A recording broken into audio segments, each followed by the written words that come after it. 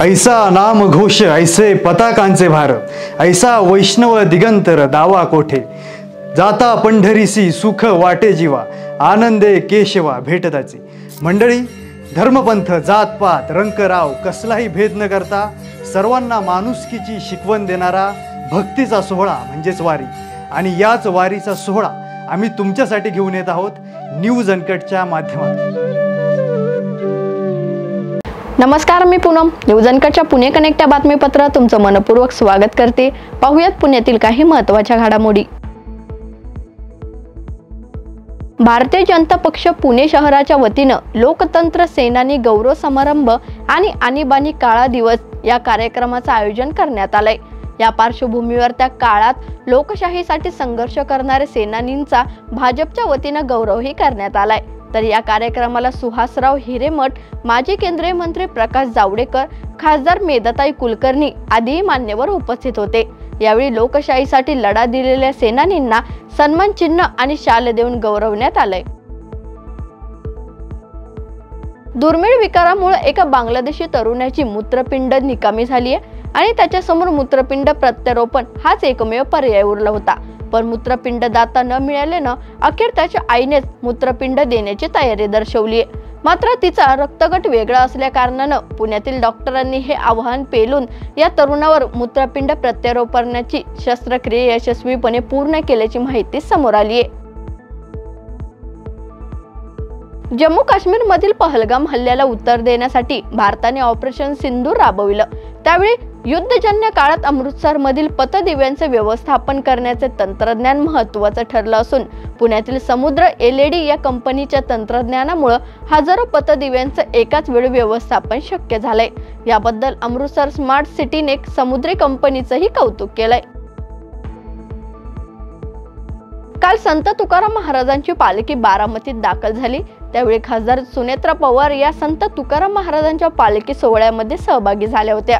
त्यावेळी बोलताना सुनेत्रा पवार यांनी म्हटलंय की प्रत्येक कार्यकर्त्याला त्यांच्या भावना व्यक्त करण्याचा अधिकार आहे, माऊलींकडे मागण्याचाही अधिकार आहे, माऊलीला पूर्ण करण्याचाही अधिकार आहे। म्हणून माऊली नक्कीच कार्यकर्त्यांच्या भावना पूर्ण करतील अशी मला आशा असल्याचं सुनेत्रा पवार यांनी म्हटलंय।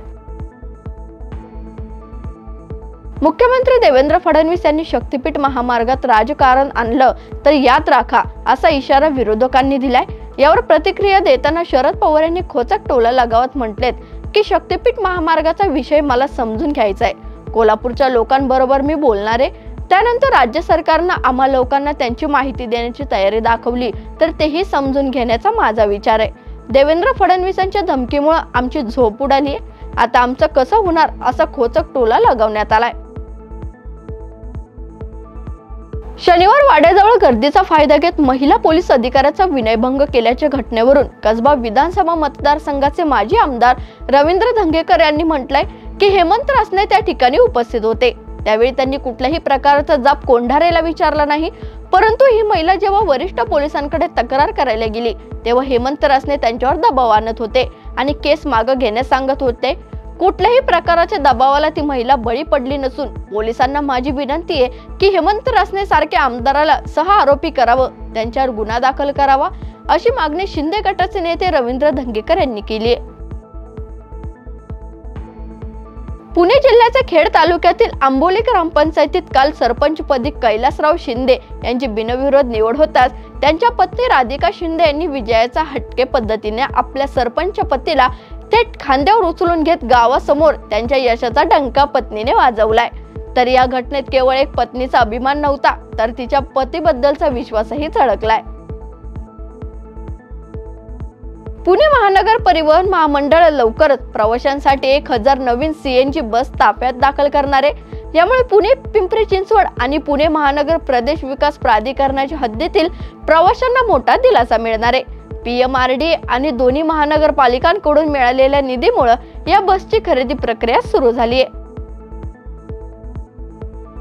भाजप शहर अध्यक्ष धीरज घाटे यांनी मनपाच्या जागेत ऑफिस बांधून वीज चोरी केली असं महावितरणाच्या अहवालात सिद्ध होऊन पण महावितरणाने गुन्हा दाखल केलेला नसून या विरोधात युवक काँग्रेसच्या वतीने महावितरण समोर आंदोलन करण्यात आलं। परंतु निवेदन देण्याआधीच कार्यकर्त्यांना अटक करून पोलिसांनी समर्थ पोलीस चौकीत स्थानबद्ध केलाय। तर पुणे पोलिसांनी भाजप शहराध्यक्षाला वाचवण्याचा प्रयत्न करत असल्याचा आरोप कार्यकर्त्यांकडून करण्यात आलाय। मागील काही दिवसापासून पुणे शहरातील विविध भागात घरफोडी होत असल्याच्या घटना घडतायत। कुलूप बंद असलेले फ्लॅट, बंगल्यांना लक्ष्य करून घरफोडी करत चोरटे मौल्यवान ऐवजही लंपास करतायत। मात्र पोलिसांना चोरटे पकडण्यात अपयश येत असल्याचं चित्र दिसून आलंय।